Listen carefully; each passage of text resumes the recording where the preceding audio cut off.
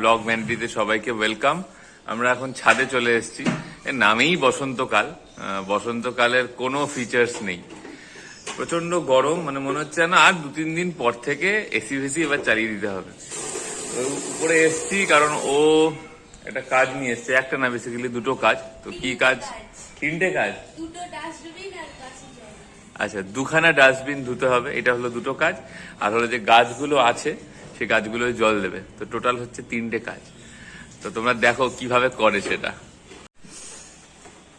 এই যে ও একটা ডাস্টবিন অলরেডি ধোয়া স্টার্ট করে দিয়েছে। সর্দি হয়েছে তোমার বাবু, না করলেও কিন্তু হতো আজকে। এটা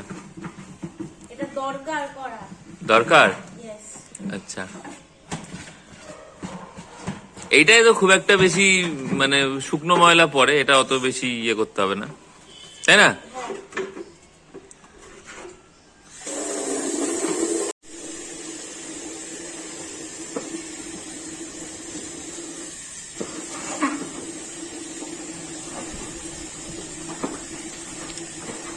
আমার অনেকক্ষণ এইভাবে বসলে এখন মাঝে মাঝে হাঁটুটা ব্যথা করে।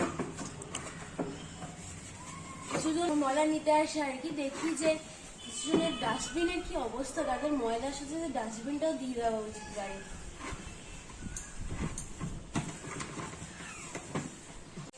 এই যে তোমার থার্ড কাজ।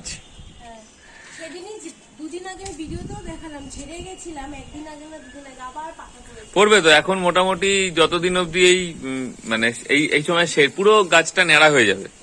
তারপরে আবার ওই বর্ষাকাল থেকে শুরু হয় পাতা গজানো, ওটা একদম থাকে।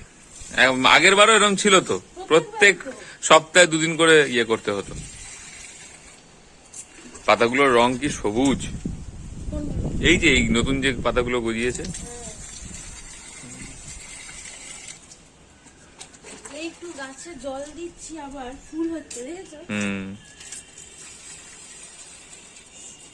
আজকের লাঞ্চ মেনু আমাদের বাড়ির পাশের বিরিয়ানির দোকান থেকে চিকেন বিরিয়ানি আর চিকেন চাপ।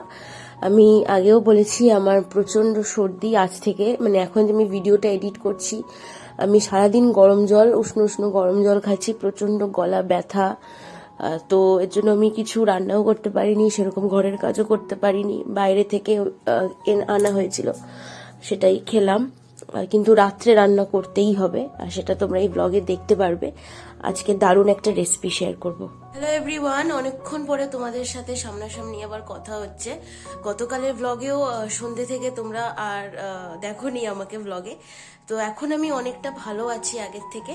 তাও আজকে 3 জনকে পড়িয়েছি, কারণ যদি সবাইকে একসাথে পড়ানো বন্ধ করে দিই তাহলে পরে এই ক্লাসগুলো মেকআপ করতে খুব অসুবিধা হয়ে যায়। আজকে 3 জনকে পড়িয়েছি। দুপুরে তো দেখেছো চিকেন বিরিয়ানি আমরা আনিয়েছিলাম, সেটাই খেয়েছি। কিন্তু রাতের জন্য কিছু একটা রান্না করতেই হবে, আর বাইরের খাবার কিছু খাবো না রাত্রিবেলা।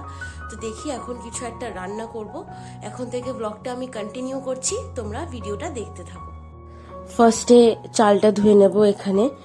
তো আমি না একটা নতুন জিনিস শুরু করেছি এই শীতকালটা, স্পেশালি এত অযত্ন করেছি গাছগুলোর, যে গাছগুলো ছাদে তোমরা দেখলে। তো আমি ঠিক করেছি চাল ধোয়া জল, ডাল ধোয়া জল, তারপরে কিছু সবজির চোকলা, এগুলো সব এখন থেকে আমি গাছে দেব।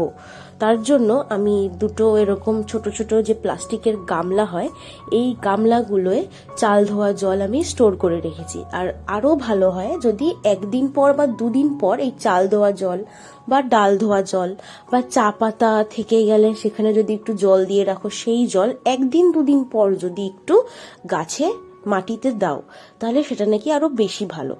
তো এইখানে আমি ফ্রাইং প্যানে, ফার্স্টে ননস্টিকের ফ্রাইং প্যানে আমি পমফ্রেট মাছগুলোকে ভেজে নিচ্ছি।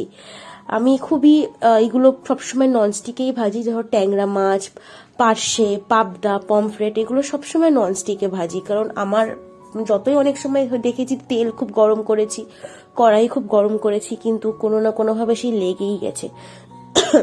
সরি। তো তার জন্য আমি এখানে ভেজে নিলাম। তারপরে ভাজার পরে আমি আলু, পেঁয়াজ আর টমেটো এগুলোকে কেটে নিয়েছি। সাথে সাথে আমি একটা তেঁতোর তরকারি করব। সর্দির মুখে এই তেঁতো ঝাল এগুলো আমার খুবই ইচ্ছে করে খেতে।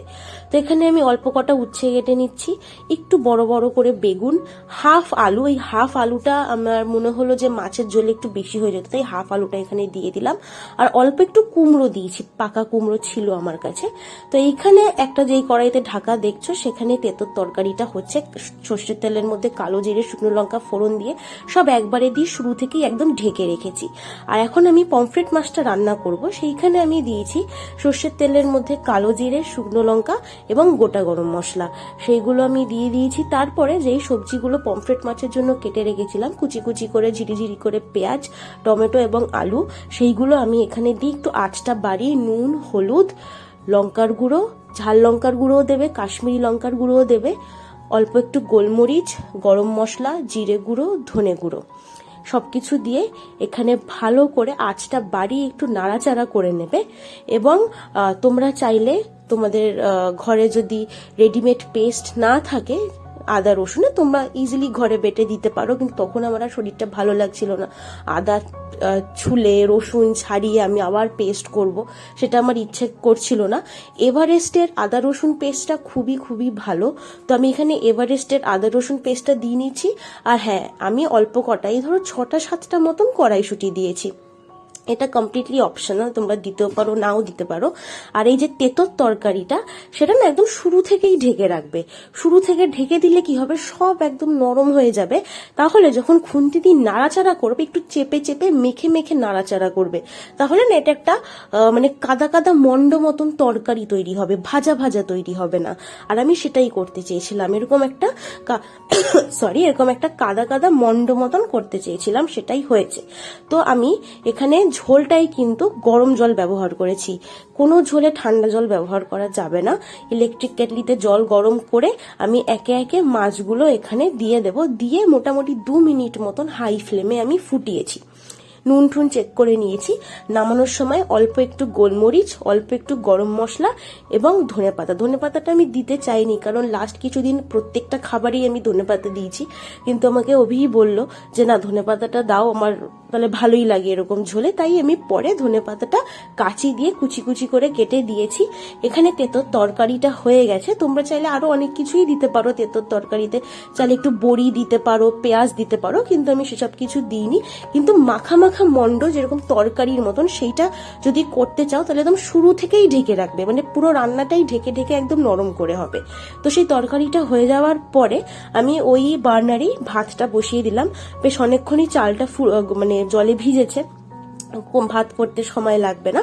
তো এবার আমরা খেতে বসে পড়েছি। সেই একটা পার্শে মাছ ছিল, সেটা আমরা হাফ হাফ করে খাবো। আর এই আমি পমফ্রেট মাছ আলাদা রেখেছি আর ঝোল আলাদা রেখেছি, এইভাবে না একটু বেড়ে দিতে সুবিধা হয়।